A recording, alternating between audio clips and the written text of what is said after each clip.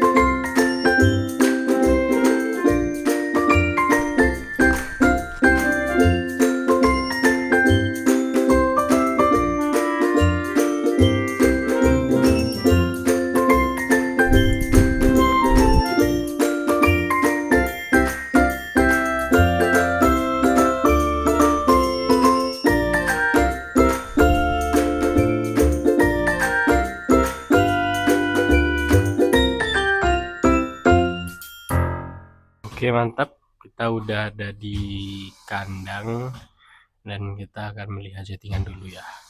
Settingan kita pas apa enggak ke ayamnya. Tuh agak apa tuh. Dan ini kandangnya lumayan gede. Lumayan gede sih. Gede banget. Dan ini kondisi ayam kita setelah penjarangan. Seenggaknya di kandang ini tinggal ada berapa ya? 10 ribuan. Karena yang bawah belum dipanen tadi malam ya. Di bawah masih belum panen, yang atas sudah terpanen lagi tadi malam satu rit. Longgar banget bro. Dan ini ditujukan untuk biar ayam makan. Kayak di belakang itu, di pen 2, ayamnya makan banyak. Tuh ada ayam makan, ada ayam nyantai. Ini kayaknya bobotnya udah 2 kilo sih ini. Tuh, gila, gede banget cok. Tapi kita akan melihat lebih jauh lagi ke belakang. Jadi terus ikuti. Oke. Ini kita holder neck, jadi tangan gua bisa di sini. Dan kita coba biar kalian dengar suara-suara ayamnya.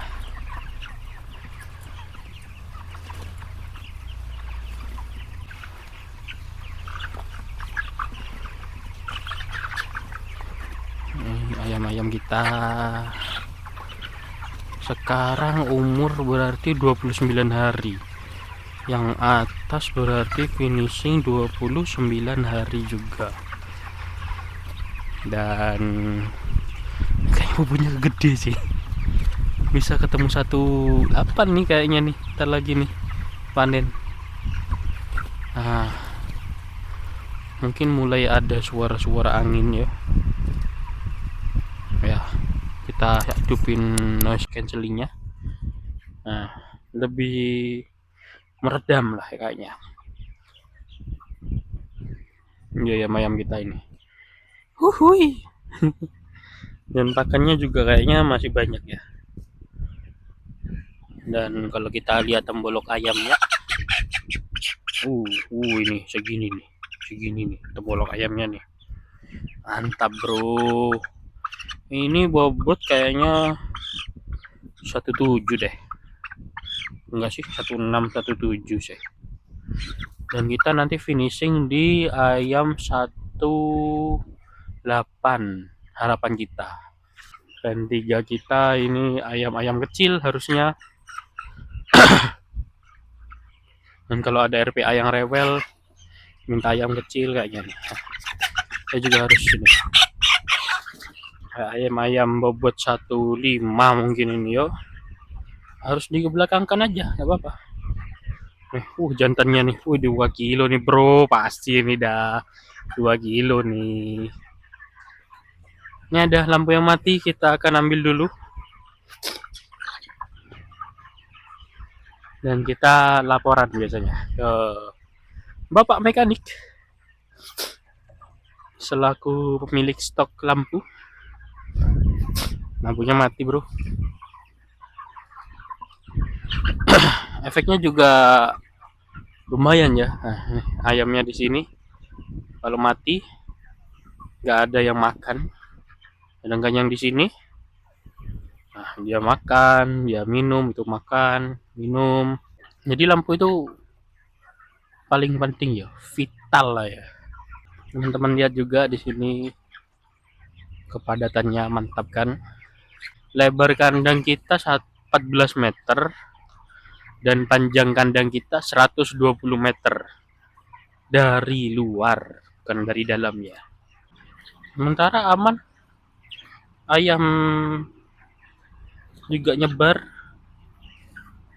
nggak ada bau amoniak. Ayam sekali dibangunkan nih, makan, minum, kita lewat langsung. Ya meskipun ini terlalu luas ya buat ayam ya, tapi setelah gua lewat masih ada ayam yang di jalur kita lewat biasanya itu termasuk indikator nyaman lah untuk ayam. Nah, yang pen 4 ini agak padat karena di sini ada pen jantan. Kita khususkan jantan. Untuk padatnya nggak terlalu padat sebenarnya, tapi lebih ke harus habiskan pakan. Pen feeder harus kosong di sini. Biar pen feeder yang di depan ini berjalan, atau kita namakan biasanya pen sensor karena di belakang sana ada sensor. Nah, inilah dampak dari penjarangan 60%. Ayamnya lebih aktif menurut saya. Kematian juga tidak seberapa banyak ya. Mulai tadi kita lewat nggak ada kematian sama sekali. Nah, ini baru menemukan satu nih gua. Nah, ayam-ayam kayak gini nih mati. Ya udah kita bawa ke depan.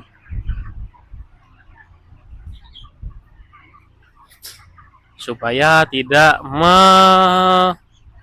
meracuni apa ya? Menjadi carrier untuk penyakit-penyakit lain. Ya mungkin dia juga gak mati karena penyakit sih. Oke, lanjut kita akan ngecek kandang-kandang lain. Juga kandang di atas juga. Ini kan kandang bawah. Yang atas juga kita lihat. Dan terus saksikan McD.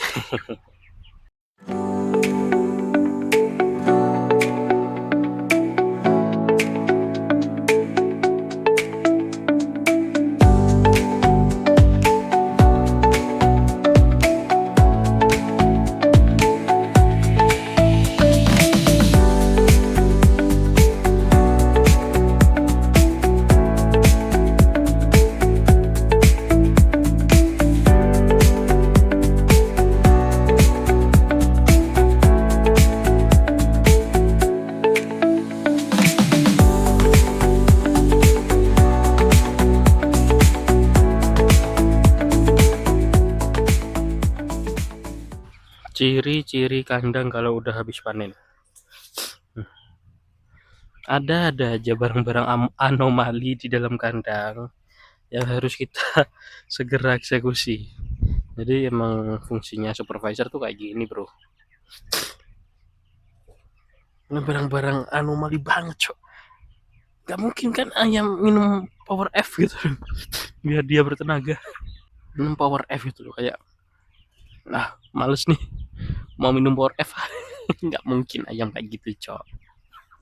Kita harus membuangnya. Kita masuk lagi untuk melihat-lihat settingannya. Ini tambahi 25% aja lah. Oke guys, ini kandang 2 karena masih pagi. Pen 1 belum nyebar, tapi pen 2 kita lihat nyebar banget itu. Dan ini ayamnya masih kecil-kecil, kalau kalian bisa lihat itu ayamnya segini lah.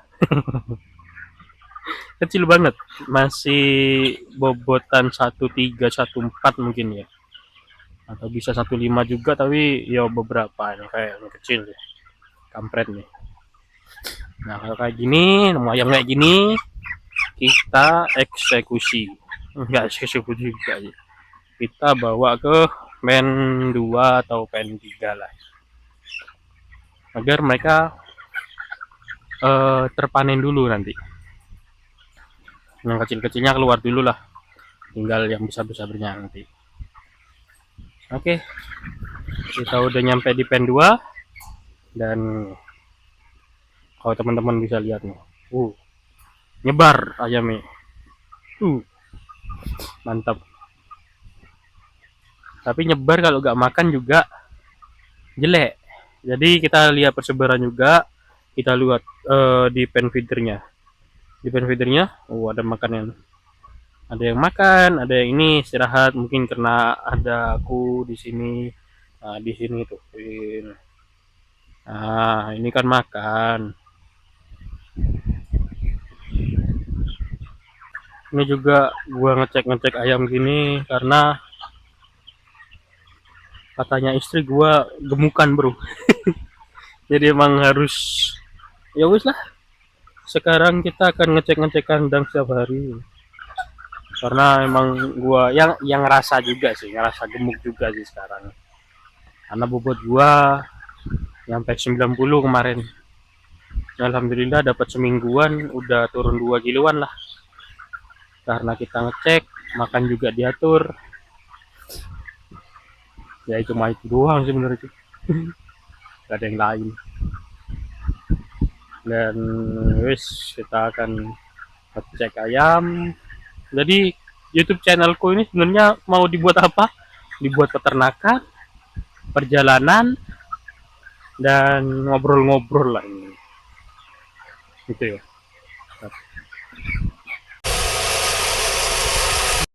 Suaranya gila dari sini. Suara dari mesin pakan. Sampai merah indikatornya bro.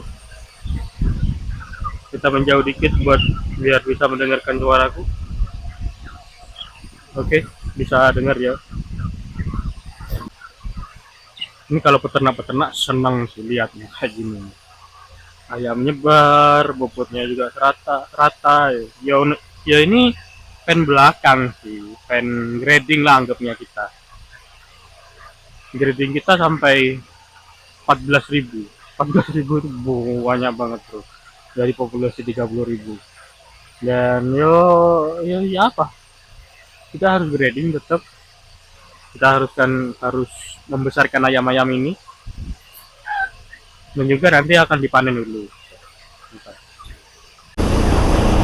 Dan salah satu tips buat di sini ya, ini kosongin aja bro, nah, gitu kan, biar cepat makannya itu. Putar dibentar, karena emang ayamnya nggak makan.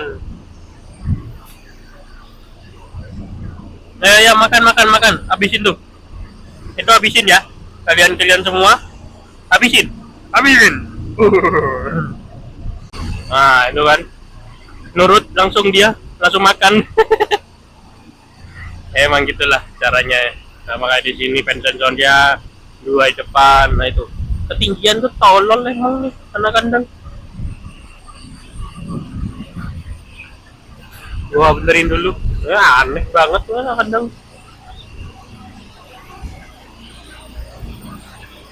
Sensornya tinggi banget dah.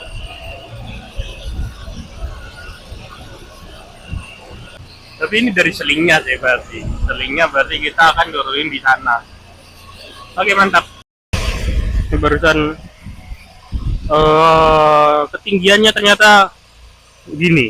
Ya bong naik gitu. Kita cek lagi lah ketinggiannya. Karena hari ini Pak Pon sebagai mandor lagi katanya sih lamaran. Enggak tahu ya. Kemarin juga bilangnya lamaran. Hari ini lamaran. Nah ini udah laporan nih. Kalau ketinggian ya apa nih? Oke,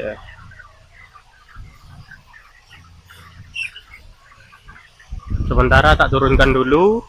Jadi tetap yang belakang tuh gini. Jadi di sini tadi berisik banget sih, yuk. Nah, ini udah pakannya udah turun. Tadi di pen sana, sekat pen sana ini.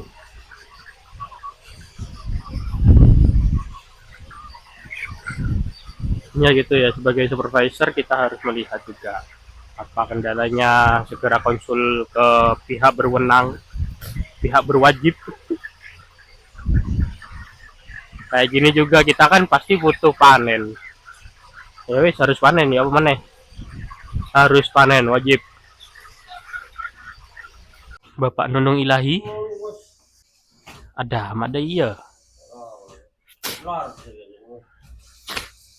Cekik panen ya, cekik panen 4 rit. Malah kidim ya. Kemarin sampling ya. Iya. Cabaan saya dina. Saya bode atas. Ay, kedibian. Iya. Nolak up. Malam makan bede up.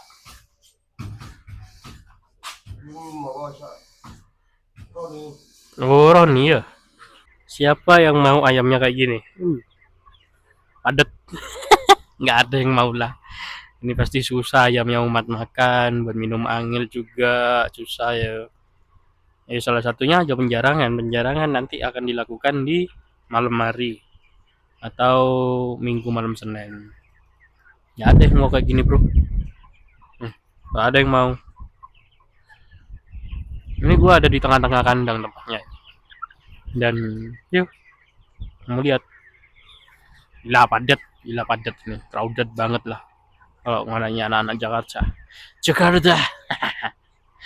Dan ya teman-teman juga bisa lihat ini padat banget dan gila kita harus segera melakukan penjarangan sih sebenarnya. Kalau bisa sih pagi ini biar nanti sore malam si teman-teman ayam ini bisa makan. Tapi karena emang keadaannya nggak bisa ya atau emang jadwalnya sore ya. Ya wis ya apa. Kita ikuti aturannya, kita akan panen pada malam hari. Kayaknya maghrib sih, harusnya maghrib atau jam-jam 10 lah maksimal. Ayam harus keluar dan uh, ya harus makan ayam ini gila emang harus gede, harus medium nanti, medium well, medium rare. Dan ini nih, ini, wih gila nih, gua ada di tengah-tengah lautan ayam. Pasti lu suka ini, gila sih pendapatannya kalau emang kalian tahu dunia peternakan, dunia perkebunan, dunia pertanian itu emang harus bangkit dan bukan harus bangkit sebenarnya, emang harus berkembang lagi di Indonesia. Karena di Indonesia sendiri tanahnya luas bro sebenarnya bro, nggak kayak ada di peta itu kan Indonesia kecil ya, sebenarnya tuh gede, gede lebih gede daripada apa ya, dari benua lain lah, benua Amerika juga kalah sama Indonesia mungkin. Mungkin gua gak tahu juga ya karena emang gua orang peternakan bukan orang geologi atau astronomi. Dan kita juga harus bangga ya dengan Indonesia, karena kita lihat kayak di peta juga, kalau garis garis yang ditarik juga ya, Indonesia sebenarnya 50% 50%, di mana 50% juga air, di mana 50% juga laut. Dan juga kamu harus tahu potensinya itu besar sekali. Kita di lintang garis khatulistiwa juga, di sini tropis jadinya, dan cocok sebenarnya untuk ayam ini. Bukan suhu dingin, bukan suhu panas, cocok. Berarti normal aja lah. Besok ini hujan, bulan ini kita bakal masuk penghujan, bulan ini kita akan masuk kemarau, itu udah tahu kita sebenarnya. Nenek moyang kita juga kasih rumus-rumus kayak gitu ya. Dan ya lucu aja kalau kamu malah belajar tentang teknologi, kamu malah belajar tentang joget-joget TikTok, kamu belajar tentang ilmu-ilmu yang tidak mendalami tentang agrikultural gitu ya. Agrikultural. Ya menurutku sih aneh aja, kenapa wong di Indonesia ini big change. Change-nya tuh besar sekali. Karena katanya salah satu artis, lupa kayaknya si Panji kayaknya. Dia bilang, "Ya bersyukurlah kamu hidup di Indonesia. Karena di Indonesia kamu belajar sedikit kamu udah jadi pintar." Di Indonesia, bukan di luar negeri atau di mana ya. Itu.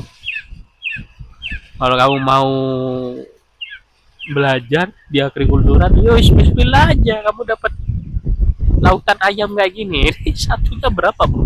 Satunya aja udah puluhan ribu 1 kilonya. Mantap. Jadi terus belajar ya teman-teman. Terutama agrikultural, aku merekomendasikannya untuk kalian pelajari di sini, karena emang kayak siapa, Chef Bezos, kayak Jack Ma ataupun Mark Zuckerberg juga lagi berkembang, lagi mengembangkan bisnis di agrikultural. Karena emang yo masa depan kita, masa depan pangan, masa depan manusia itu bagaimana tergantung juga dengan pakannya juga, makan kita juga gitu. Jadi belajar agrikultural, seenggaknya belajar di rumah lah. Kayak sekarang kan banyak kebun-kebun gitu, kebun-kebun rumahan atau ternak-ternak rumahan. Mantap gitu. Yes, mantap. Lihat, lihat anak kandang tidur tuh. Bentuknya ya, lecok.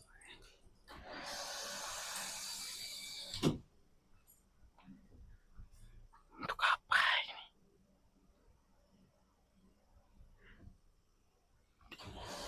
Tidurlah, malam terlalu malam. Tidurlah, pagi terlalu pagi.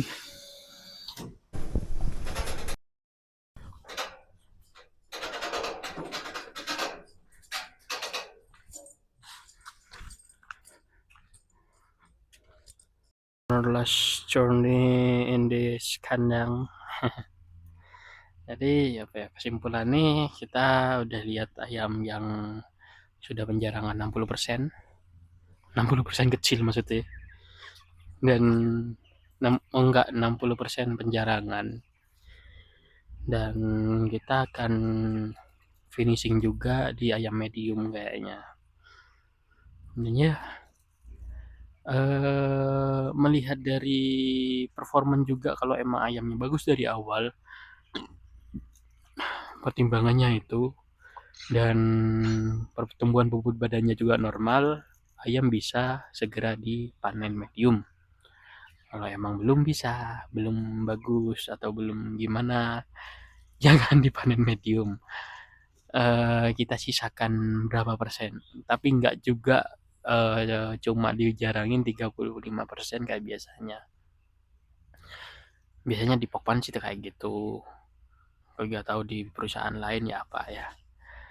Dan alhamdulillah kalau emang bagus udah 400 up, IP-nya nggak usah nyari 500 up kayak PT-PT lainnya. Ya udah, kita finishing aja di medium karena emang sekarang ayam memang juga gak susah sih penjualannya sebenarnya. Lebih ke banyak kompetitor aja. Jadi seperti kita yang punya RPA internal, kita harus memberdayakan RPA itu untuk panen medium atau penjarangan, atau dipanen sendiri gitu, diolah sendiri gitu. Terkesannya kapitalis atau terkesannya di monopoli sendiri, tapi ya emang ya apa yo, keadaannya kayak gitu, nggak mendukung untuk kita menjual ke lokal. Lokal juga mencari harga yang lebih murah, kita juga pernah regulasi dari pemerintah. Akhirnya tumbuhlah ide-ide seperti itu dari atasan, lulus. Jadi kayaknya prospek prospek kedepannya kita pelihara ayam untuk diekspor. Kalau dalam negeri tetap ada, tapi kalau emang nggak kejual, kita frozen, kita ekspor. Tapi kita tetap memelihara ayam eh, dengan cara yang lebih lebih bisa diekspor. Apa ya? Ya kayak gitulah, lebih bisa diekspor lah. Jadi ayam kita punya dua segmen pasar, dalam negeri dan ekspor. Jadi terus pantengin gua di YouTube ini, McD, ada juga di IG Mac MEK DHI. Sekian dari saya. Terus belajar tentang agrikultur. Sekian dari saya. Terus teman-teman pantengin. Salah. Sekian dari saya. Teruslah belajar. Khususnya belajar agrikultur dari saya. Agriculture. Enakan bahasa Inggris yuk. Sekian dari saya. Tetap belajar agriculture untuk kedepannya karena emang itu prospek yang lebih mantap. Salam cinta dari ujung kandang, salam peternakan.